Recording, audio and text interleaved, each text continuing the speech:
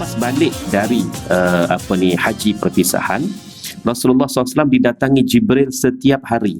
Ya, setiap hari. Jarak waktu antara haji perpisahan dengan kewafatan Rasulullah SAW itu betul-betul 3 bulan. Okay. Assalamualaikum warahmatullahi wabarakatuh. Bismillahirrahmanirrahim. Alhamdulillahillazi hadana lihadza wa ma kunna linahtadiya laula an hadanallah. Allahumma salli wa sallim ala sayyidil anbiya'i wal mursalin wa ala alihi wa sahbihi ajma'in. Rabbi shrah li sadri wa yassir li amri wa hlul 'uqdatam min lisani yafqahu qawli wa ba'd. Al-Fatihah. A'udzubillahi minasyaitonir rajim. Bismillahirrahmanirrahim. Ar-Rahmanir Rahim. Maliki yaumiddin. Iyyaka na'budu wa iyyaka nasta'in. Ihdinas siratal mustaqim. Siratal ladzina an'amta 'alaihim ghairil maghdubi 'alaihim waladdallin. Amin. Amin ya rabbal alamin. Alhamdulillah kita dah masuk ke bab terakhir pada buku ini, dan kita juga akhir tahun ni insya-Allah. Jadi saya harapkan semoga momentum kita dalam menuntut ilmu ini berterusanlah sampai bila-bila pun insya-Allah ya. Pepatah Arab ada menyebut talabul ilmi minal mahdi ilal lahdi ya.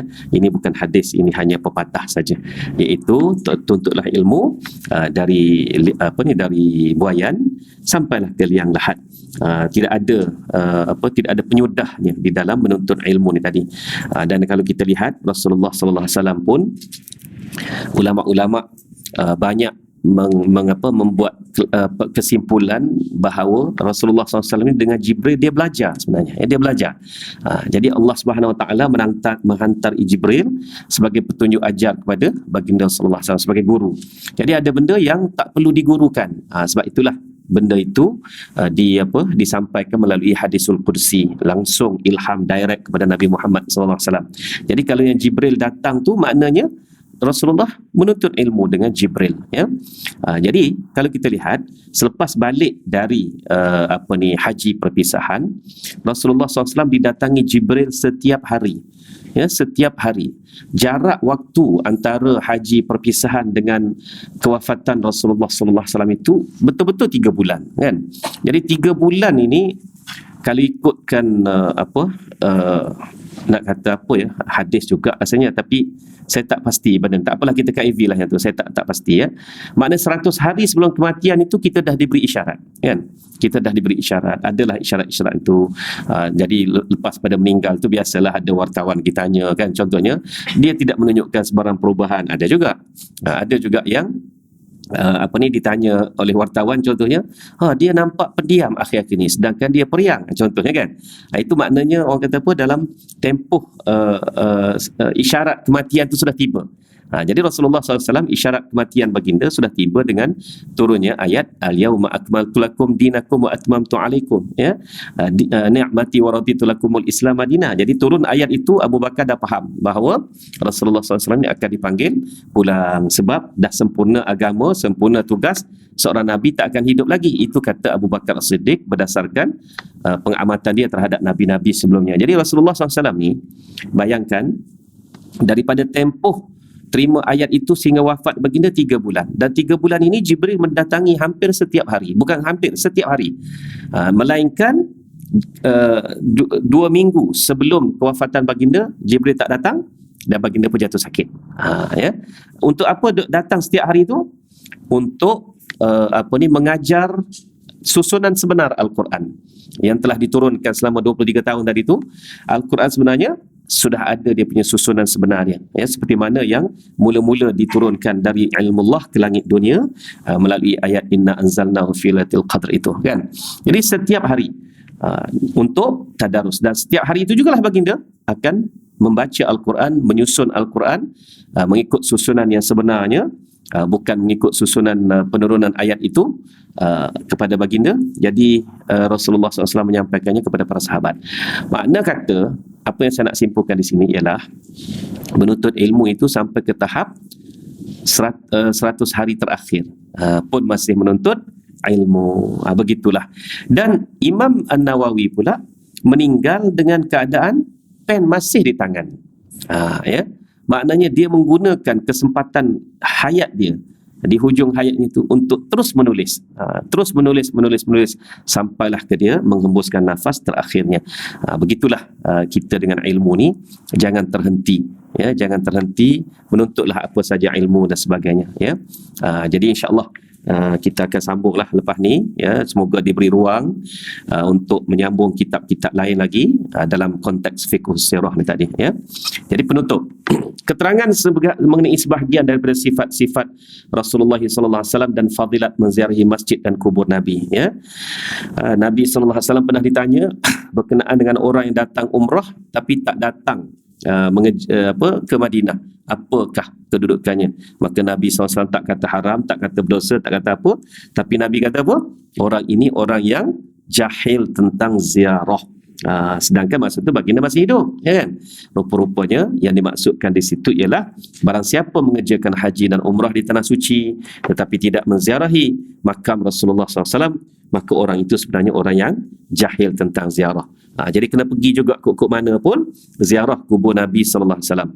Saya selalu bercakap dengan kapten, dengan steward dan sebagainya, yang mereka ini selalu buat umrah, orang kata apa, memang rushing jugalah kan, rushing juga. Jadi bila mereka bertanya apakah perlu mereka pergi ke Madinah untuk ziarah Nabi, sebab mereka dari Jeddah, kan, dari Jeddah off lah dalam 48 hours ke apa ke, contohnya mereka terus bekerja, kan, terus bekerja. Ada seorang kawan baik saya tu, dia kata, "Okay Ustaz, ni nak balik hotel sekejap ni, nak masuk hotel, lelap dalam sejam dua," dia kata, "lepas tu nak terus bekerja ke Mekah lah ni, ya."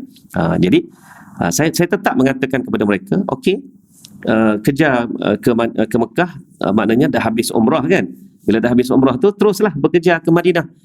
1 round, masa tu belum ada kereta api laju, kan. 1 round, lepas tu sekadar masuk ziarah Nabi, baliklah terus ke Jeddah balik untuk ready untuk terbang ke tempat lain pula. Itulah ya, cara kita sebenarnya kena cari ruang juga, macam-macam mana pun ziarah makam Nabi sallallahu alaihi wasallam. Baik. Rasulullah SAW dikafankan dengan 3 helai kain tanpa baju dan tanpa serban. Tak apa kalau kita nak pakaikan baju dan serban kepada si mati sekarang ni, tak ada masalah, ya. Tapi ya Rasulullah ni memang tidak ada bawa apa-apa pun selain daripada 3 helai kain kafan itu. Setelah baginda selesai dikafankan, diletakkan di atas katil tempat berada di tebing kuburnya. Kemudian, ya, seperti mana saya sebut tu, betapa para sahabat ini tidak mahu lari sedikit pun daripada hadis Nabi sallallahu alaihi wasallam, iaitu di mana pun seorang nabi itu wafat, di situlah dia dikuburkan, kan. Jadi oleh itu para sahabat pun mengangkat katil, ataupun kita kata apa, katil tu tak tinggi. Katil Nabi SAW tu cukup sekadar berapa, saya ada baca dia punya ketinggian katil tu. Maknanya kalau katil kita kat rumah sekarang ni memang kaki tak jejak ke lantai, kan. Nah, betul. Jejak. Dia lambat nak faham kata-kata saya tu, apa benda Ustaz Zamri maksudkan, kan. Jadi Nabi ni maknanya katil dia tu, kalau dia letak kaki di bawah, maknanya dia akan jadi macam apa? Macam belunjuk lah, macam belunjuk. Makna rendah je, dia bukan tinggi pun katil itu, ya. Jadi katil itu diangkat ke tepi, bawah katil tu juga digali kubur baginda. Jadi selepas itu baginda dimandikan, ya, dan dikafankan, dan diletaklah di atas katil dia semula, sementara menunggu kubur siap digali. Itu cerita dia, ya, boleh bayang, ya. Kemudian masuklah orang ramai, puak demi puak, bersembahyang jenazah ke atas baginda sallallahu alaihi wasallam tanpa imam.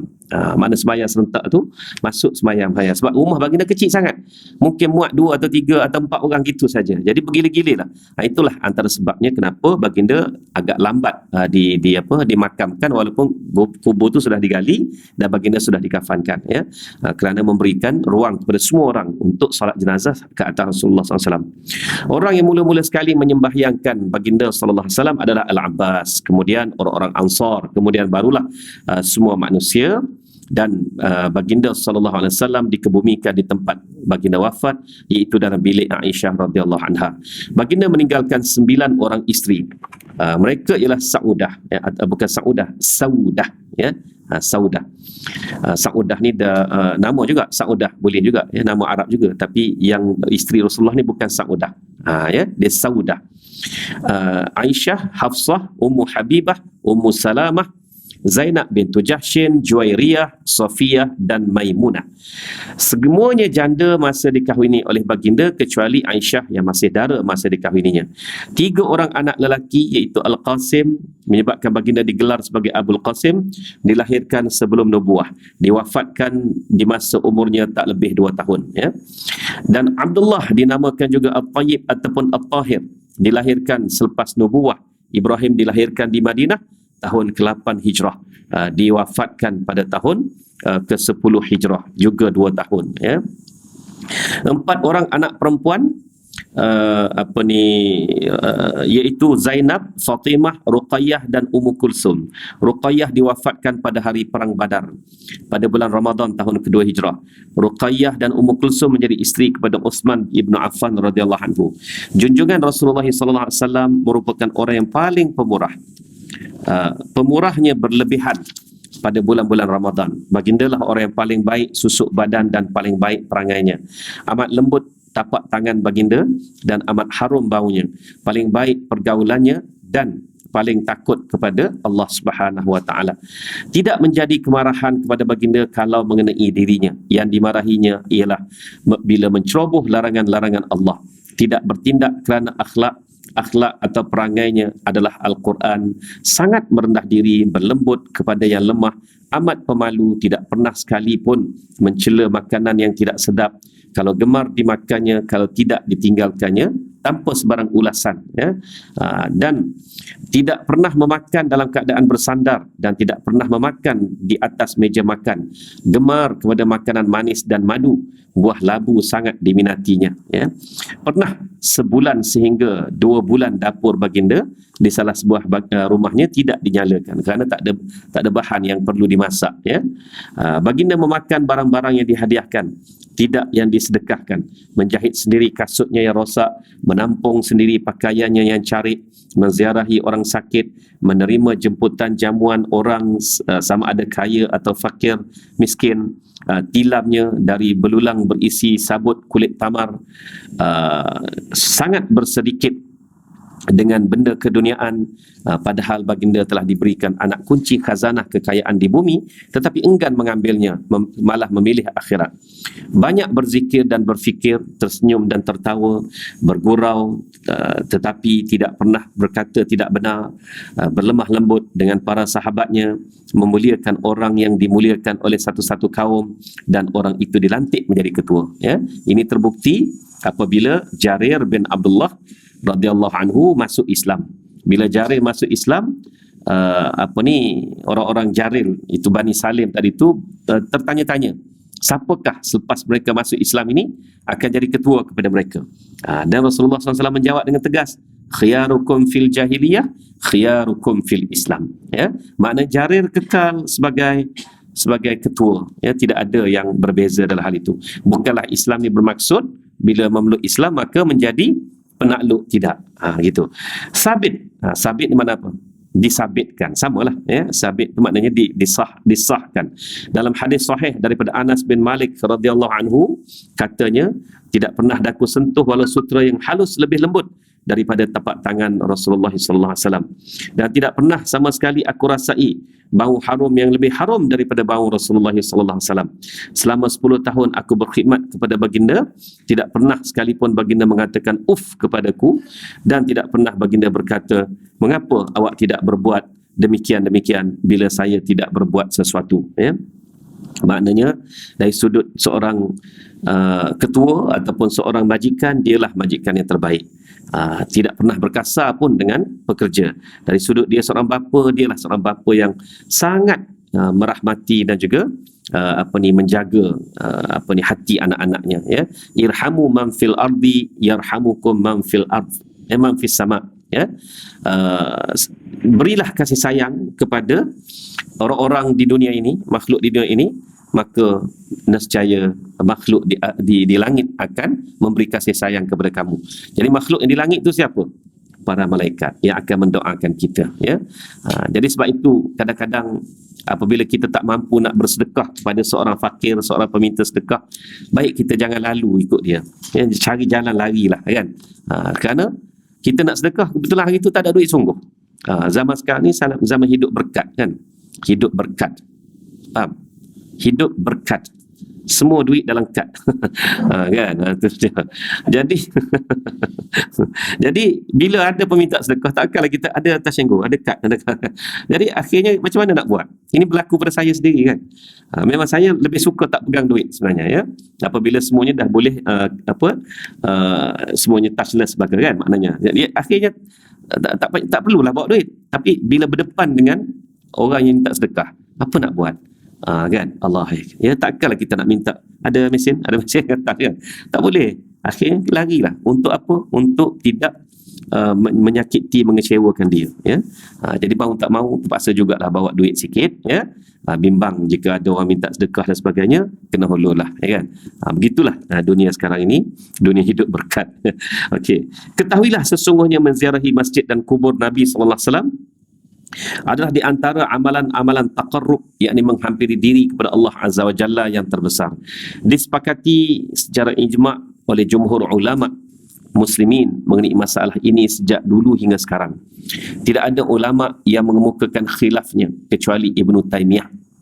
Ibnu Taimiyah ini ada 5 dalam sejarah Islam, ada 5 orang Ibnu Taimiyah yang ulama. Ya.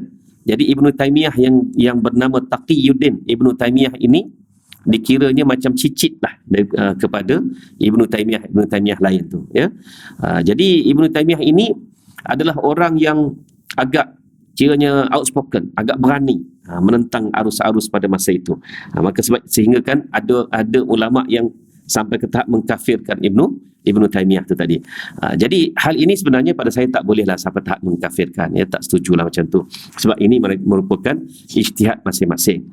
Jadi apa yang perlu kita tahu bahawa dalam mengikut sunnah Nabi sallallahu alaihi wasallam ini terbuka kepada tafsiran-tafsiran tertentu dan juga hujahan-hujahan tertentu dari kalangan ulama. Dan ada ulama yang setuju, ada ulama yang mendiamkan ya kalau tak setuju dengan arus perdana semasa pada masa itu. Tapi Taqiyuddin Ibnu Taimiyah ini adalah ulama yang outspoken, yang berani mengemukakan khilafnya ya. Itulah kalau tuan-tuan dan puan-puan selalu dengar berkenaan Ibnu Taimiyah ini, pada saya dia adalah ulama yang kritikal ya, dia berlawanan dengan arus perdana pada masa itu, maka dia dianggap sebagai salah. Sebenarnya salah betul itu pada saya kalau perkara ranting, kita janganlah diperbesar-besarkan ya. Jangan diperbesar-besarkan. Dan kedudukan akidah Ibnu Taimiyah itu sendiri terserahlah kepada Allah Subhanahu Wa Taala yang Maha mengetahui. Tak payahlah kita nak perbesar-besarkan kerana ilmu kita pun tak sampai tahap mereka. Adapun dalil yang diijma'kan oleh para ulama yang mengatakan disyariatkan menziarahi kubur Nabi sallallahu alaihi wasallam ini ada beberapa wajah. Pertama, disyariatkan ziarah kubur secara umum. Amalan itu adalah sunat seperti yang kami sebut sebelum ini bahawa Nabi sallallahu alaihi wasallam setiap malam pergi ke Baqi', tanah perkuburan di Madinah, memberi salam kepada penghuni-penghuni kubur serta memohon ampun untuk mereka. Ini adalah sabit dalam hadis sahih. Kalau nak ziarah kubur yang terbaik, ziarahlah kubur pada malam hari. Kan? Ada berani? Tak ada berani. Tak ada berani, dia diam sajalah kan. Itu dia. Siang pun takut, ya dah.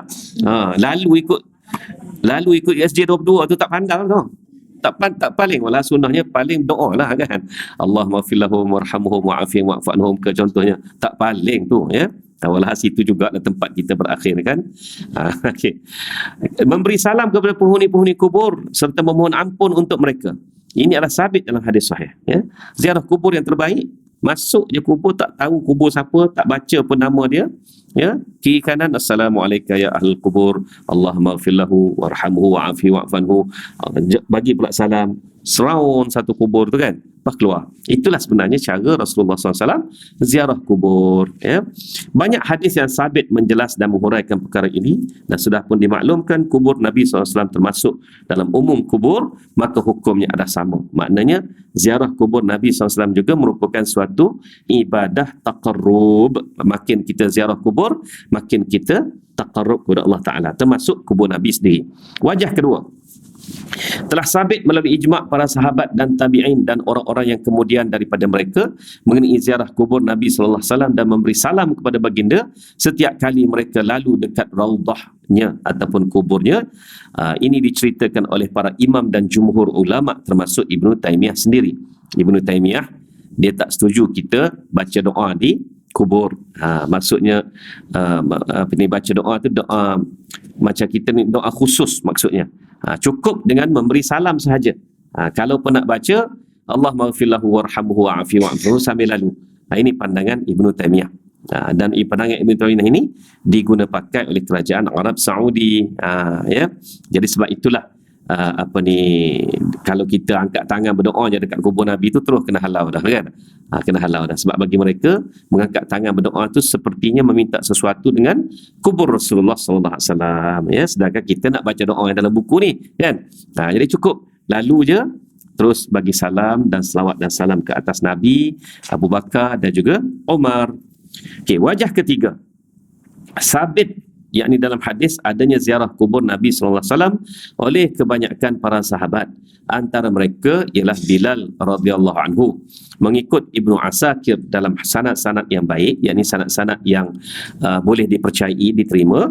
Ibnu Umar mengikut riwayat Malik dalam Muwatta, dan juga Abu Ayyub mengikut riwayat Ahmad, tanpa sebarang bantahan daripada sesiapa pun terhadap perbuatan mereka, iaitu memang ziarah kubur ini telah sabit dalam hadis ya. Wajah keempat pula daripada riwayat Ahmad radhiyallahu anhu dengan sanad yang sahih bahawa Nabi sallallahu alaihi wasallam tatkala keluar mengucap selamat jalan kepada Muaz ibnu Jabal ke Yaman berkata, wahai Muaz, barangkali kamu tidak akan bertemu dengan daku selepas tahun ini, semoga dikau lalu dekat masjidku dan kuburku ini. Maksudnya Rasulullah SAW memberikan isyarat, Muaz, mungkin ni last kita jumpa hidup sama hidup. Jadi selepas ni kalau kamu lalu ikut kubur aku ni, ziarahlah kubur aku wahai Muaz. Jadi pesanan Rasulullah SAW terhadap ziarahlah ke kubur aku itu menandakan apa? Menandakan memang sabit ziarah kubur ini dalam Islam ya. Baik.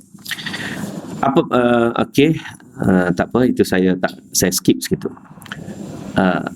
Bila sudah jelas perkara itu, maka ketahuilah bahawa tidak ada sebab, yakni wajah Ibnu Taimiyah rahimahullahu taala bersendirian untuk menolak wajah-wajah tersebut, iaitu dengan mengatakan menziarahi kubur Nabi sallallahu alaihi wasallam adalah amalan yang tidak disyariatkan. Jadi Ibnu Taimiyah ini dia berpandangan menziarahi kubur Nabi tidak syariat. Maksudnya tak ada sunnah, tak ada pahala pun dalam menziarahi kubur Nabi. Jadi ziarah kubur, sedangkan majoriti ulama mengatakan sunnah kubur sesiapa pun ya. Begitu. 3 hadis yang dipegang oleh Ibnu Taimiyah sebagai alasan untuk mengatakan tak sunnah ni. Pertama, jangan kamu kuatkan pengembaraan, yakni mengambil berat mengenai persediaan pengembaraan, melainkan untuk pergi kepada 3 buah masjid, iaitu Masjid Haram, Masjid Nabawi dan juga Masjid Aqsa kan. Jadi ada tak Nabi sebut kat situ kubur? Tidak ada. Ini Ibnu Taimiyah. Ibnu Taimiyah kecenderungan dia memang zahir.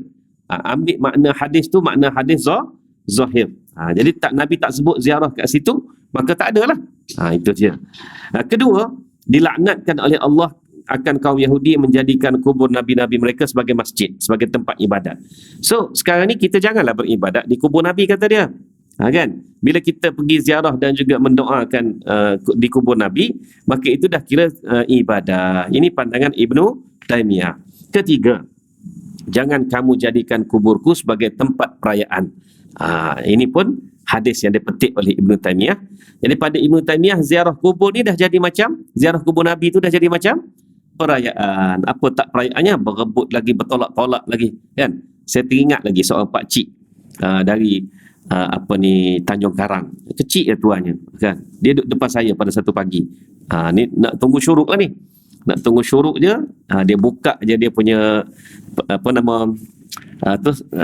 penyekat dia tu kan, kanvas penyekat dia tu, maka kita pun berlari lah kan. Pakcik ni jemaah saya, jadi tu secam tu, kata awal dia mari depan kita sekali tu tuan-tuan ya. Dan dia kecil, Orang Afrika orang apa ni duk tolak-tolak gitu. Dia dengan kecil dia tu. Lincah dia cucuk masuk keluar. Akhirnya di luar di Masjid Nabawi tu saya jumpa dia kata, "Boy hebat pakcik," kata. Nak masuk Raudhah sampai habis tepi orang. "Yalah ustaz," kata. Dengan slang Tanjung Karang dia tu lah. "Yalah ustaz, ma baina min baiti wa minbari raudatan min riyadil jannah." Saya pun sahih fasih dia sebut hadis tu dengan slang sana kan. Kata jadi semangat dia nak ziarah kubur itu tadi, berpegang bahawa memang disyariatkan dalam Islam. Cuma Ibnu Taimiyah kata tak, itu dah jadi macam pesta, berebut masuk nak pergi ke pesta kan. Itu pandangan dia, pandangan Ibnu Taimiyah. Ya, pada saya tak sampailah tahap nak mengkufurkan Ibnu Taimiyah kerana pandangan-pandangan kontradik ni tadi. Tapi kita berpegang kepada majoriti Ahlus Sunnah wal Jamaah, ziarah kubur sebagai syariat. Maksudnya dapat pahala bertakarub kepada Allah Subhanahu Wa Taala. Ziarah kubur siapa pun, apatah lagi kalau kubur tu kubur Nabi sallallahu alaihi wasallam. Tidak ada satu pun dalam 3 hadis tersebut yang sah untuk dijadikan alasan kepada pendapat Ibnu Taimiyah. Ini pandangan daripada Syekh Muhammad Sa'id Ramadan Al-Buti. Dia lawan balik hujah-hujah Ibnu Taimiyah tu tadi. Okey, ya, hadis pertama, la tashuddur rihal, jangan kamu perkuat kepengembaraan, adalah kinayah. Kinayah ni sebagai contohnya simbolik ya, mengenai tempat-tempat yang harus diutamakan pergi bagi yang jauh hanyalah 3 buah masjid ini saja. Difahamkan bahawa pergi ke masjid-masjid lain juga tidak dilarang, tapi janganlah sampai ke tahap bersungguh-sungguh bawa bekal dan sebagainya, melainkan kerana nak pergi 3 buah masjid ini. Itu kata Rasulullah SAW. Jadi perkara ini tidak menunjukkan bahawa Nabi tidak menjadikan masjid-masjid lain itu tidak boleh dizarahi. Contoh kita nak pergi masjid apa? Masjid Amr bin As. Kalau saya ni pelajar Mesir ni, mestilah akan mudah teringat nak pergi ke Masjid Amr ibn al-As, masjid tertua di benua Afrika kan, yang didirikan oleh Amr ibn al-As. Bukan kata hadis ini menunjukkan bahawa tak boleh pergi langsung ke Masjid Amr ibn al-As. Boleh, tapi jangan kamu sampai bersungguh-sungguh sangat. Tujuannya duk berkemah ni, pasal apa nak berkemah ni? Sampai ambil visa, ambil tiket, flight semua satu keluarga nak pergi ziarah Masjid Amr ibn al-As. Yang tu yang tak boleh ya. Yang tak boleh di situ pula maksudnya bagi Rasulullah SAW tidak ada pahalanya bersungguh-sungguh sampai tahap tu kan. Jadi kita faham di situ pada maksud Nabi tadi. Tapi bukan Nabi tegar. Okey, andai kata kita dah sampai di Mesir ke contohnya, tak boleh ni, saya nak curi masa juga nak iktikaf di Masjid Amr ibn As contohnya. Itu maksudnya. Tapi kalau ke Masjidil Haram, ke Masjid Nabawi, memang kita berkemah back, kau orang tanya nak pergi mana? Nak pergi umrah tu tahulah Masjidil Haram, dan ziarah Masjid Nabawi. Itu maksud hadis Nabi la tashuddur rihal tu tadi ya. Okey.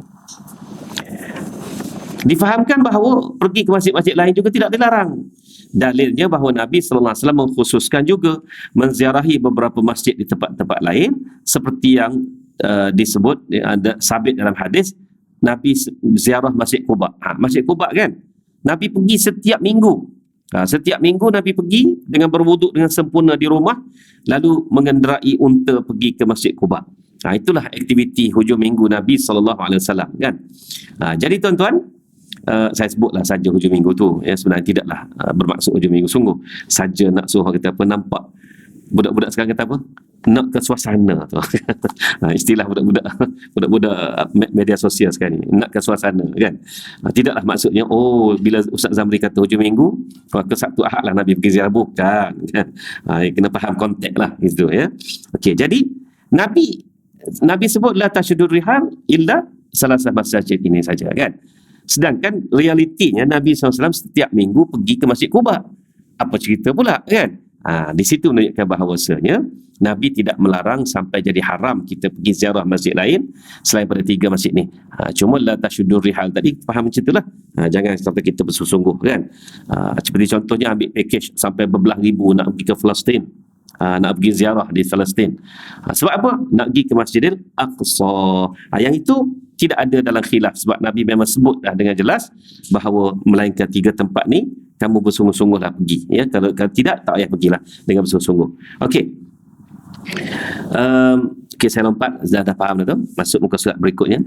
Dan mengenai hadis Rasulullah sallallahu alaihi wasallam dilaknati oleh Allah akan orang-orang Yahudi yang menjadikan kubur para nabi sebagai masjid.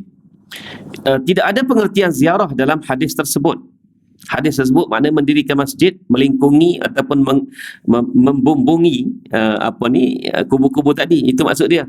Kan kubur dah ada kat tengah ni, maka dibina binaan ke atas kubur itu tadi, sehingga diisytiharkan di sekeliling kubur itu jadi masjid. Yang inilah yang Allah Ta'ala laknat kepada kaum Yahudi. Yang ini. Sedangkan dalam keadaan sekarang ini, seperti yang saya dah terangkan sebelum ini, Masjid Nabawi dengan kubur Nabi itu sebenarnya terpisah sebab tak ada dua bumbung. Keluar saja ataupun masuk saja ke perkuburan Nabi Abu Bakar dan Umar tu, dia dikira keluar dari masjid. Jadi bila nak melangkah balik masuk ke dalam masjid selepas ziarah kubur Nabi, maka kita dikehendaki niat iktikaf semula dan sebaik-baiknya solat sunat iktikaf sebelum kita duduk semula, walaupun hanya sebelah-sebelah saja, dia sempadan kat situ. Jadi oleh itu ziarah kubur Nabi ini tidak ada pertikaian sehingga kini. Okey, tambah lagi. Adapun hadis jangan jadikan kuburku sebagai tempat perayaan pula. Apa pula komen daripada Syekh Muhammad Said Ramadan Al-Buti?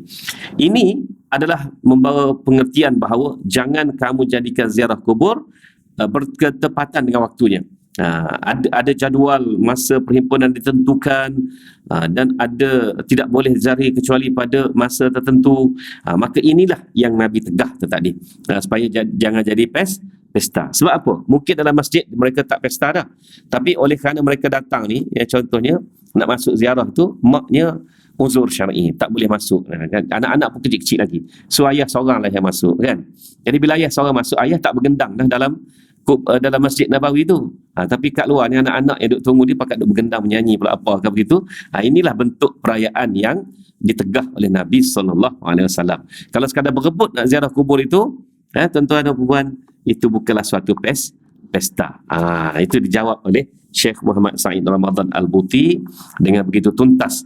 Bagaimana seorang ulama yang cukup fasih dalam bidang syariah Islamiah ini menulis sirah, maka mereka menulis sirah dalam bentuk penghuraian hukum sebenarnya. Okey, perenggan terakhir. Kemudian ketahuilah bahawa untuk menziarahi kubur Nabi SAW ada beberapa adab yang mesti dipatuhi. Kalau anda sudah dikurniakan kemudahan untuk pergi menziarahi kubur Nabi SAW, maka tentulah azam anda untuk menziarahi kubur Nabi, menziarahi masjidnya juga lebih dahulu. Sebab sebelum pergi ziarah kubur Nabi, kita tetap masuk di dalam masjidnya dulu. Jadi sebab itu dalam hal ini, kesimpulan asasnya, kita sambunglah dalam pertemuan akan datang. Tak habis juga 3 muka surat ni. Kesimpulan kat sini, ziarah kubur Nabi itu adalah suatu sunnah. Suatu sunnah sabit dalam hadis dan mendapat pahala. Dan itu jugalah tanda kecintaan kita kepada baginda sallallahu alaihi wasallam. Apabila kita ziarah kubur datuk nenek kita, itu sebenarnya secara tak langsung menunjukkan kita kasih pada mereka, kan, rindu pada mereka. Tetapi kenapa tidak kita terapkan perasaan yang sama ketika menziarahi kubur Nabi SAW? Jadi terapkanlah rindu kepada Rasulullah tadi, ia tetap menjadi ibadah. Wallahu a'lam. Okey, ada satu doa untuk sahabat kita Kak Rohana Alias, AJK Muslimat, yang kurang sihat dan sedang menjalani prosedur kesihatan di Avicenna Hospital pada masa ini. Jadi marilah kita bersama-sama membaca Al-Fatihah dan menghadiahkan kepada hati dan tubuh badan jasadiah Kak Rohana ini supaya dia kuat menghadapi ujian prosedur ini tadi. Wallahu a'lam. Al-Fatihah. Auzubillahi minasyaitonir rajim. Bismillahirrahmanirrahim. Alhamdulillah rabbil alamin arrahmanir rahim. Iyyaka na'budu wa iyyaka nasta'in. Ihdinas siratal mustaqim. Allahumma syafi anta syafi la shifan illa shifa'uk shifa'un la yughadiru saqama shifaan ajilan la yughadiru saqama ishfi ukhtana Rohana binti Ilyas wa balligh maqasidaha wa balligh hajatiha wa balligh دعائها ودعائنا ربنا لا تزغ قلوبنا بعد إذ هديتنا وهب لنا من لدنك رحمة إنك أنت الوهاب وصلى الله على سيدنا محمد وعلى آله وصحبه وسلم walhamdulillah rabbil alamin taqabbalallahu minna wa minkum. Kita tutup dengan tasbih kafarah dan juga suratul asr. Subhanakallahumma wa bihamdika asyhadu an la ilaha illa anta bismillahirrahmanirrahim wal 'asri innal insana lafi khusr illa alladhina amanu wa 'amilus solihat wa tawasaw bil haqqi wa tawasaw bis sabr. Sadaqallahu azim. Wassalamu alaikum warahmatullahi wabarakatuh.